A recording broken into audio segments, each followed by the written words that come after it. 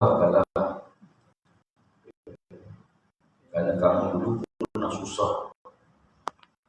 Allah Ta'ala mengembalikan kamu jadi kamu senang.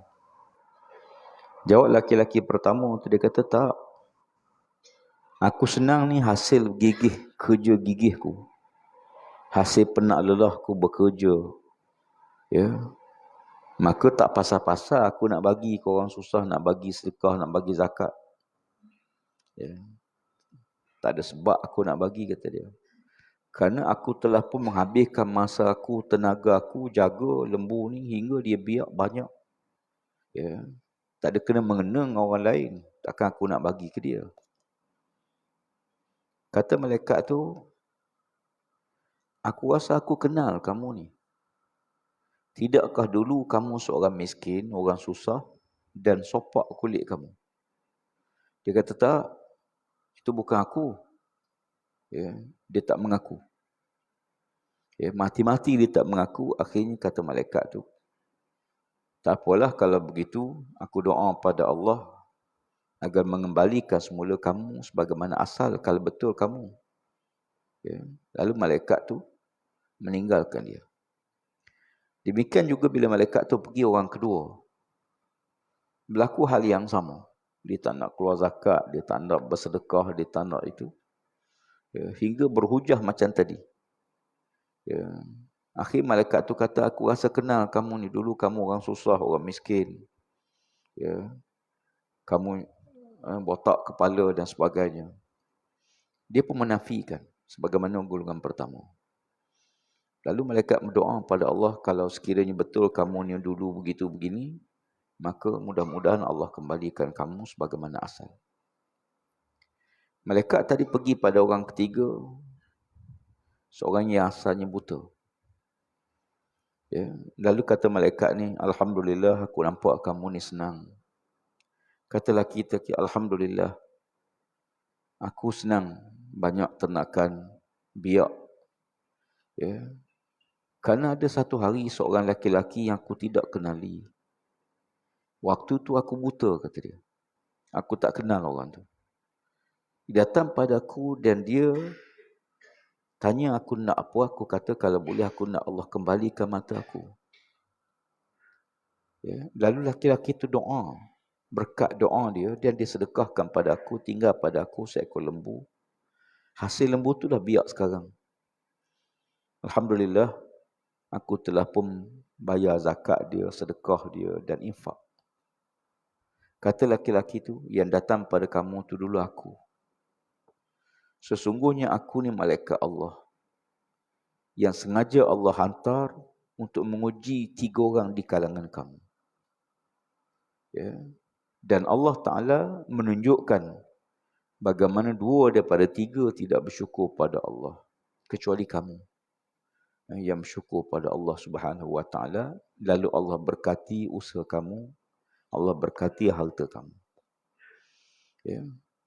Para sahabat sekalian, kisah ni diberitahu oleh Nabi SAW.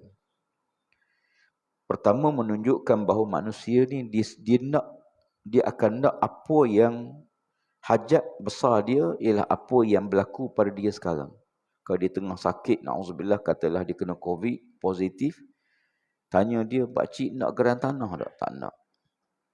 Ya, pakcik tak nak, semua tak nak. Nak apa dia? Nak supaya penyakit dia sembuh. Ya, dia nak penyakit dia sembuh. Demikian juga manusia bila dia berdepan dengan satu perkara, dia akan nak benda tu. Ya. Menyebabkan dia tidak melihat kepada benda lain lah. Ya. Orang tengah lemah, tak nak geran tanah. Tuan-tuan bagi kereta orang tengah lemah, tak nak dia. Ya. Orang tengah tenggelam timbul lemah. Tuan-tuan nak bagi apa? Nak suruh dia kahwin seorang lagi, tak mahu dia. Dia nak apa dia? Nak selamat. Ya, manusia dia nak selamat daripada apa yang sedang dihadapi. Kadang-kadang apa yang dia nak tu tak semesti jadi baik. Tak semesti jadi baik. Ya, berapa ramai manusia yang Allah Ta'ala uji dia daripada susah jadi senang. Lepas senang tu lupa semayang tak, ibadah tidak, syirik pada Allah. Ya. Pernah berlaku zaman Nabi, penulis wahyu Rasulullah. Di kalangan sahabat-sahabat Nabi tak ramai yang pandai menulis. Tak ramai yang pandai membaca yang menulis. Hanya beberapa orang para sahabat Nabi. Bila wahyu Allah turun, maka Nabi panggillah yang mengerti membaca tulis itu supaya tulis wahyu tu. Di Mekah pernah satu masa seorang penulis wahyu, asalnya penulis wahyu Nabi, murtad. Na'udzubillah. Pernah panglima tentera Islam waktu perang dengan Rom. Kan orang Rom ni lawa-lawa, orang putih. Rom ni cantik. Dan dalam peperangan tersebut, wanita-wanita Rom ni sengaja yang cantik-cantik dibawa ke depan untuk menggoda laki-laki Islam. Akhir panglima tentera tadi jatuh cinta pada seorang wanita Rom. Bercinta, akhirnya mereka nak kahwin. Putus kahwin, nak kahwin. Kata wanita tu, kamu boleh kahwin dengan aku, syaratnya kamu masuk agama aku. Murtad, akhirnya panglima tentera murtad, masuk Kristian, kahwin dengan wanita tu. Banyak sejarah-sejarah yang kita lihat bagaimana ujian Allah Ta'ala ni berbagai-bagai. Apa yang penting, pernah seorang laki-laki buta mata, anda pernah sebut kisah tu di sini. Pernah satu masa laki-laki yang buta mata dia berjalan. Dia ni semayang, ambil seorang hamba Allah yang soleh semayang, tiap-tiap waktu semayang. Dan dia bersyukur pada Allah kerana dia ada seorang sahabat yang bantu dia. Tolong dia, nak apa-apa pun kawan dah pergi beli kedai barang apa pun, nak pergi masjid pun kawan dah pergi pimpin dia, nak pergi mana pun kawan ni lah jaga dia, jaga keluarga dia sebagainya. Dan begitulah tiap-tiap waktu semayang di doa supaya Allah Ta'ala pulihkan kembali. Dia asalnya boleh celik, kemudian dia kena penyakit, buta mata dia. Dia setiap ulang alik ke masjid, berdoa pada Allah Ta'ala, berdoa pada Allah Ta'ala. Dan diminta kawan dia pun bagus. Bagus. Seorang yang baik, tolong dia pergi masjid. Satu hari, waktu asar, dia bawa sahabat dia pergi semayang asar di masjid. Lepas itu, habis semayang, dia ajak balik. Laki-laki ni kata, apalah kau baliklah, aku nak tunggu maghrib lah. Maka kawan dia pun balik. Tinggal dia seorang dalam masjid. Waktu keseorangan tersebut, dia merayu pada Allah, dia doa pada Allah, doa sungguh-sungguh, Allah Ta'ala kembalikan penglihatan dia. Allah, tolonglah balikkan semula penglihatanku, biarlah aku boleh tengok semula. Nak tengok isteri, dia tak ada anak lagi. Dia baru kahwin, tak ada anak. Dia kahwin, lepas tu kena penyakit, dia buta. Doa pada Allah. Agaknya makbul doa tu kerana bertembung waktu Allah buka hijab, waktu Allah buka pintu langit, maka doa dia dimakbul oleh Allah Ta'ala. Tiba-tiba saja di doa tu, tiba-tiba dia tengok mata dia mula nampak.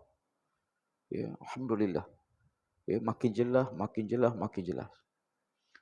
Sangat gembira dia, seronok sangat. Tiba-tiba mata yang buta dapat tengok. Macam Imam Bukhari. Kan Imam Bukhari ni waktu kecil buta mata dia. Imam Bukhari tak nampak mata dia ni. Kena demam panas.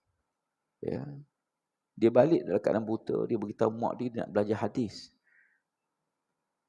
Mak dia rasa pelik.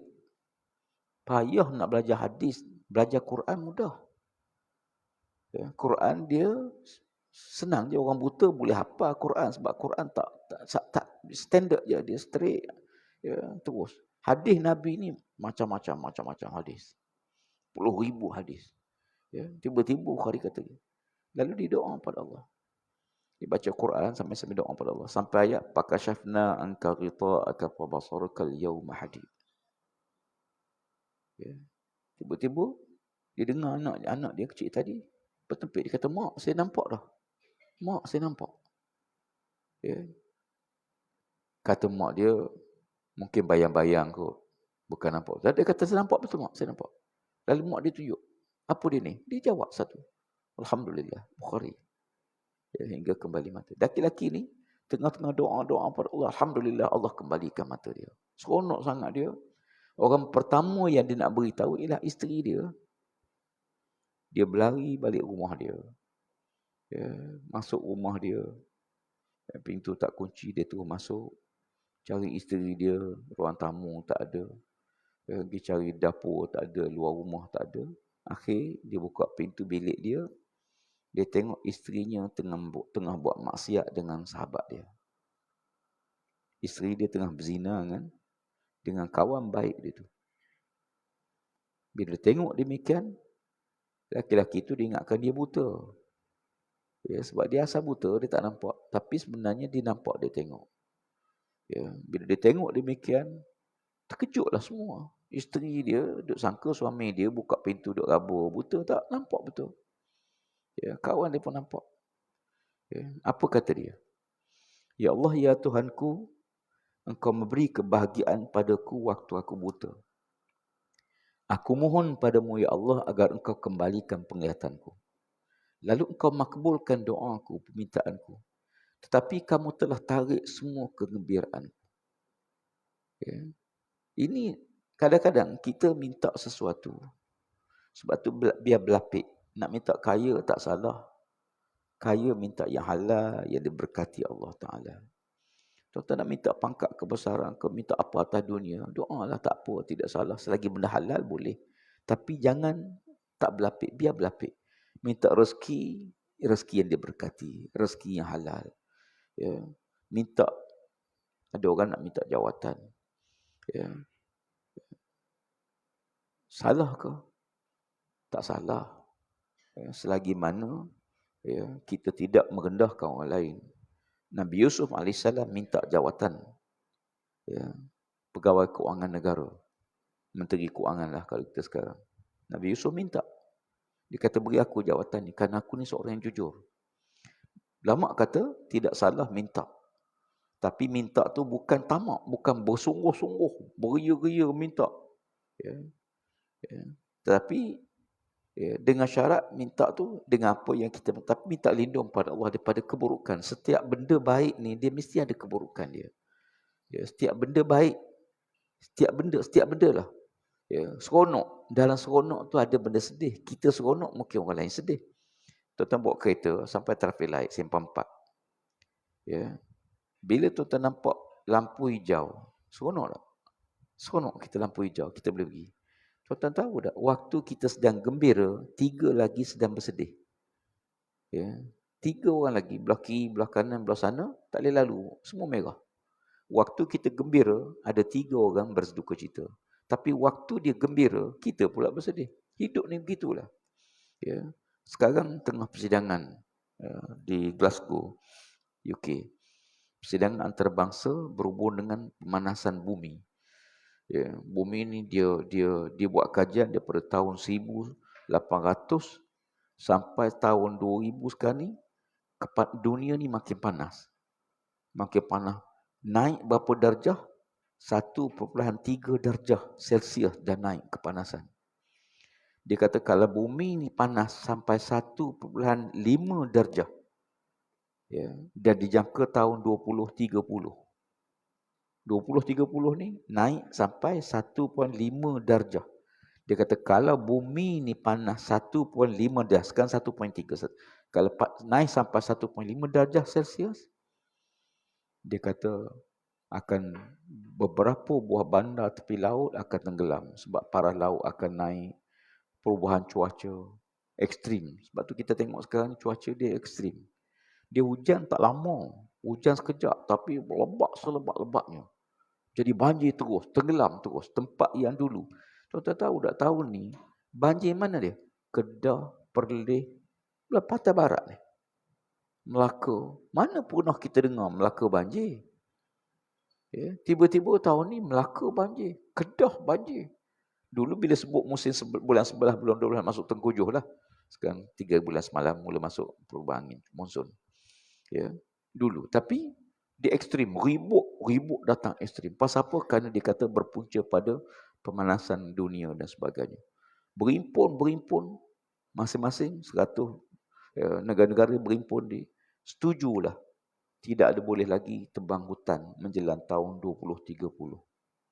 Ya, semalam tanda tangan 126 negara dan mesyuarat kabinet semalam mengesahkan Malaysia juga akan menandatangani ya, kenyataan ikrar ya, untuk deforestation.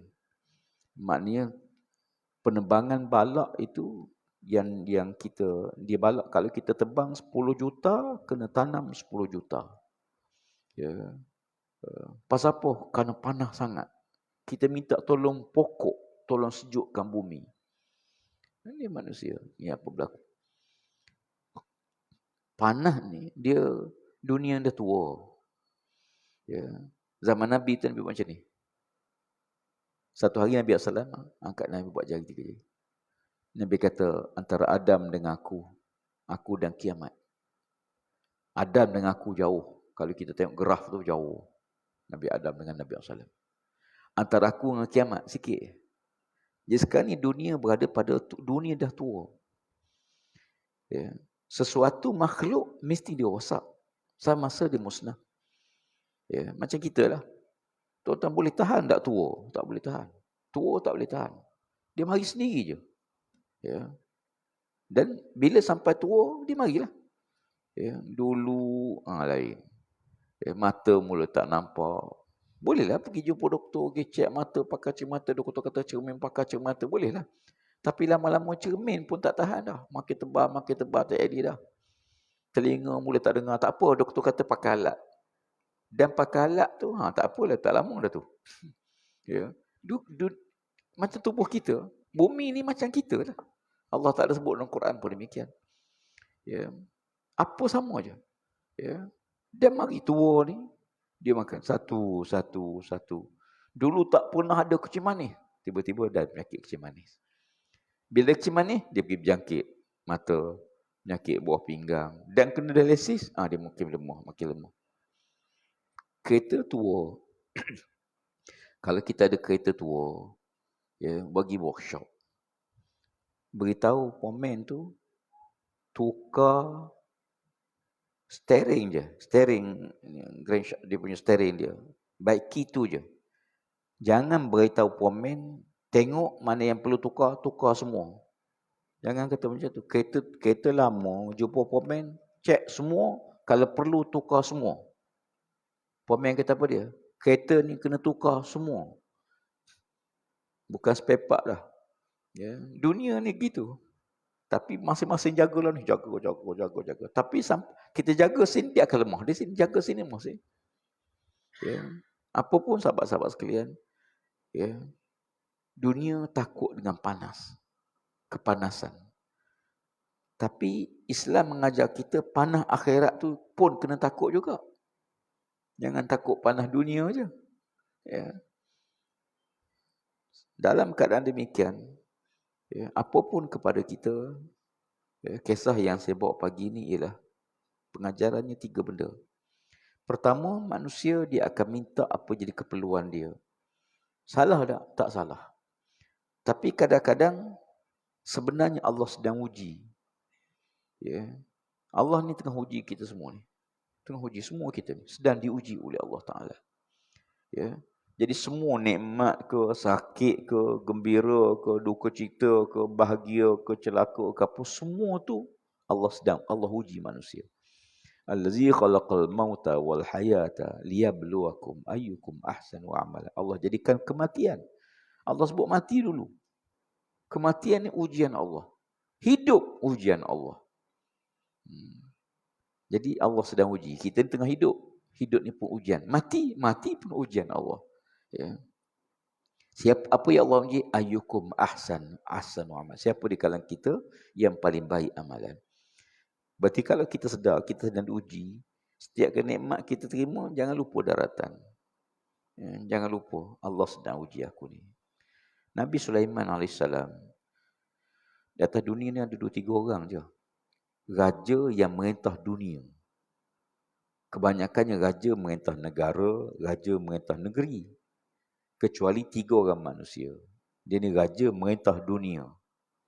Ya, Iskandar Zulkarnain, Nabi Allah Sulaiman AS. Ya, seorang lagi. Ya. Ada seorang lagi saya ingat. Ya. Dia ni, Nabi Sulaiman tu, saya rasa lah duk baca sejarah Nabi-Nabi. Nabi yang paling hebat Allah Ta'ala bagi pada di dunia ni ialah Nabi Allah Sulaiman AS. Boleh terbang di udara, angin tu makhluk dia, dia boleh bergerak dengan angin. Ya, dia boleh dengar ke mana-mana. Ya. Jin tu rakyat dia. Kalau ngundi confirm menang tuan-tuan. Suruh jin yang ngundi. Ya. Ya. Masya-Allah. Jin ni kerja apa dia? Menyelam dalam laut, ambil mutiara-mutiara besar. Buat istana dia. Boleh pindah istana Balqis. Di Yaman tu pindah ke Palestin. Mana ada kerajaan boleh pindah? Itu di sekelip mata pula tu. Masya Allah. Ya. Marmar dia, batu jalan dia emas. Batu jalan tu emas. Waktu Balqis nak pergi jumpa Nabi Sulaiman, dia tanya pengawal dia. Biasa kalau kita jalan, kita bawa buah tangan. Apakah buah tangan yang paling baik kita bagi? Macam orang ni kata begini, akhir setujulah. Bawa emas sebagai hadiah kepada Nabi Sulaiman. Sebab Nabi Sulaiman ni kerajaan besar. Takkan nak bagi ubi kayu kan. Takkan bagi pisang. Akhir setujulah, ambil emas. Dia hias emas tu cantik-cantik, dibawa daripada Yaman pergi. Masuk-masuk dalam pintu gerbang istana Nabi Sulaiman. Jalan raya Nabi Sulaiman tu emas. Jalan tu. Mereka kata rupanya kita ni buat batu jalan dia je rupanya. Masya Allah. Tapi apa kata Nabi Sulaiman? Nabi Sulaiman ni kan dia faham bahasa binatang apa semua. Haza min fadli Rabbi liyabluwani. Ashkur am akfur. Semua yang aku terima ni saja Allah nak uji aku je. Tengok. Ya. Nabi Sulaiman. Ya. Semua yang aku terima, nikmat, kesenangan, kebahagiaan, harta banyak, raya, taat, apa semua ni. Semua yang aku dapat ni, Allah Ta'ala saja nak uji aku. Nak uji apa dia? Ashkur, apakah aku bersyukur pada Allah? Ataupun aku kufur pada Allah? Ya. Ada orang susah diuji harta. Ya. Di kampung kita ni, saya kenal seorang hamba Allah. Ya. Dan pernah satu hari, orang lain, saya pergi ziarah dia sakit di hospital. Masa tu dia kena stroke. Nangis-nangis dia. Menangis-nangis minta ustaz tolonglah doa. Saya kata pakat-pakat doa lah. Kita tak tahu doa siapa ya Allah makbul. Pakat-pakat doa. Saya ni bukan apa ustaz. Kalau Allah Ta'ala sembuhkan saya nak pergi masjid je. Saya nak disebut. Saya nak pergi masjid je. Saya dulu duduk satu taman dengan dia. Dan saya kenal dia. Dia nak pergi masjid, nak pergi masjid. Saya kata apalah, pakat ke doa. Alhamdulillah, tak lama kemudian, beliau sembuh. Sembuh. Pergi tak masjid? Tak pergi. Tak pergi, tuan-tuan. Sebab saya jemaah situ, saya tahu. Ya, ada seorang hamba Allah yang sangat susah dulu. Susah. Di kawasan kita ni. Hidup susah sangat. Keluarganya sangat susah. Alhamdulillah, kita tolonglah. Ya, sahabat-sahabat pakat tolong, ramai pakat tolong. Sekarang dia agak senang. Duka citanya waktu dia tolong mula-mula mari masjid semayang waktu. Ya, tapi akhir-akhir ni saya tak nampak dia mari masjid. Ya, wallahu alam lah, bukan makna dia tak semayang, mungkin dia semayang di rumah. Ya, tapi nak sebut begitulah. Jangan kita anggap ujian kaya baru uji, tak, miskin uji. Ya, mana kita bimbang dua ni, orang kaya bimbang takut dia tak bersyukur. Orang miskin bimbang takut dia murtad. Ya. Nabi sebut dalam hadis, kadatil fakri an yakuna kufra. Hampir-hampirlah orang fakir jadi kafir. Hampir-hampir orang fakir jadi kafir. Di negara jiran kita, sanggup murtad, dapat duit tiap-tiap bulan 300, sanggup murtad. Orang sanggup murtad. Pasal apa? Kerana susah. Ya. Seorang wanita di negara jiran, periuk dia tembus, bocor. Ya, nak beli tak mampu. Akhir cari tukang tampas, tukang sumbi, tampar periuk. Dulu tampar je, saya ingat masa kecil-kecil periuk kita tampar je, tak beli baru, tak ada duit. Ya. Sikit je. Mungkin dalam nilai kita 2-30 sen je upah dia. Tapi tak ada duit. Siap tampar mana upah? Tunggu sekejap lah. Tunggu sampai tengah hari, mana upahnya? Dia kata tunggulah. Tak ada duit. Cari-cari pinjam orang, semua orang tak boleh bagi. Sampai petang. Akhir apa dia? Dah petang dah mengamuk lagi ni lah. Upahnya kamu tidur dengan anak gadis saya. Ya. Upahnya kamu tidur dengan anak gadis saya. Itu sebagai upah. Sanggup serah anak dia, ditidur oleh laki-laki tersebut sebagai upah tampalan 2-3 sen. Ya. Ialah orang susah ni kadang-kadang. Kita dua-dua bimbang. Diuji dengan kaya, tak ingat ke Tuhan. Na'udzubillah. Atau diuji dengan susah, yang sanggup buat apa-apa saja. Orang susah ni tuan-tuan bagi upah 3,000 nak bunuh orang. Dia bunuh. Ya, tuan. Dia singkat akal.